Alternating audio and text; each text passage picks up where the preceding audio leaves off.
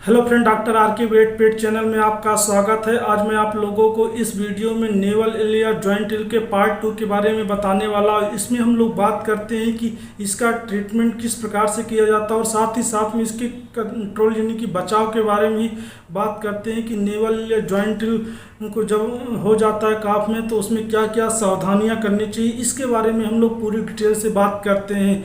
तो आइए अब हम लोग वीडियो स्टार्ट करते हैं। तो सबसे पहले यदि जैसे मतलब जो काफ की नाभि होती है या जॉइंट जो होता है, यदि उसमें थोड़ा हल्का फुल्का सूजन है तो आप उसको इंजेक्शन से या टैबलेट से भी सही कर सकते हैं। जैसे कि इंजेक्शन के तौर पे बताना चाहता हूँ, एंटीबायोटिक है, पेनिसिलिन ग्रुप के जो भी एंटीबायोटिक आती है वो अच्छा काम करती है।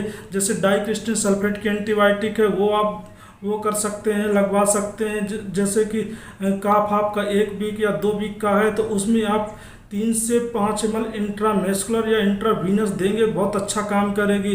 यदि ये नहीं है तो आप सेट्रेक्सोन की एंटीबायोटिक आती है वो आप दे सकते हैं, वो भी अच्छा काम करेगी।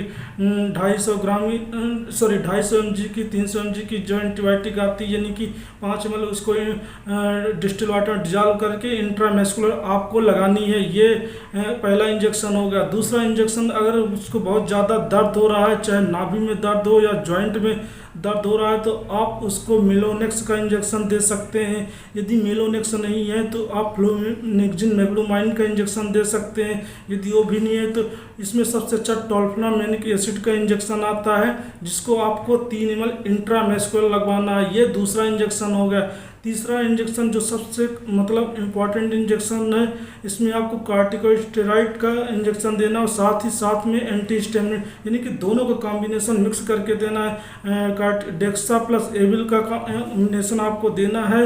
आपको मतलब 1 ml डेक्सा मिला लेना है और आपको 2 ml के समथिंग एविल मिक्स करके आप उसको इंट्रामेस्कुलर आप लगा सकते हैं। ये आपको मतलब तीसरा इंजेक्शन लगाना है। चौथा इंजेक्शन आपको इसको नर्वाइन टॉनिक का इंजेक्शन देना है। जैसे उसको चलने में प्रॉब्लम जा रही है, बहुत ज़्यादा जोड़ों में दर्द हो गया है, तो आप नर्वाइन टॉनिक जैसे कि न्यूरोबियन फोर्ट का इंजेक्शन हो गया, बायोन के नाम से आता है, जिसमें कंटेंट होता है vitamin B1 B6 B12 content होता है, वो इंजेक्शन आपको अपने काफ को 3 ml इंट्रामेस्कुलर या इंट्रावीनस लगवाने हैं।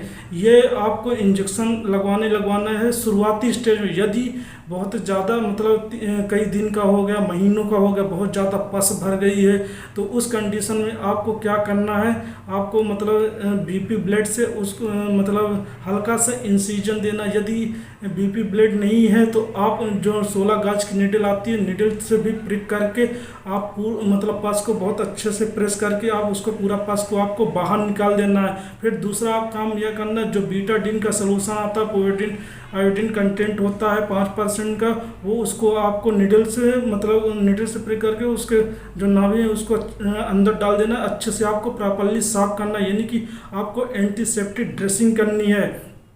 फिर तीसरा काम ये करना, जो नाभि का मतलब पार्ट निकला रहता है उसको हल्का से आप ऊपर काटना और नीचे काटना, काट करके उसको मतलब सिलाई कर देनी है, मतलब उसको गांठ बांध देनी है, जिससे कि जो नाभि का जो पार्ट निकलता है वो अगर ज़मीन पे टच नहीं होगा तो उससे इन्फेक्शन नहीं होगा। ये काम आपको करना है। इस प्रकार से आप उसका कंप्लीट ट्रीटमेंट कर सकते हैं। अब हम लोग इसके बचाव के बारे में बात करते हैं कि इसको हम लोग कैसे बचा सकते हैं। तो इसमें आपको क्या करना है कि जो नाभि होती है उसको तो जब आपका काफ जन्म लेता है तो आप उसको 2-3 दिन बाद जो उसका धागा होता है, नाड़ी जिसको बोलते हैं, उसको आपको कट कर देना। कट करने के बाद आप उसमें मतलब धागे से आपको उसको बांध देना। कुछ भाई लोग मतलब उसमें जो राख होती है, ऐस होती है, उसको लगाते हैं, वो आपको अवॉइड करना है।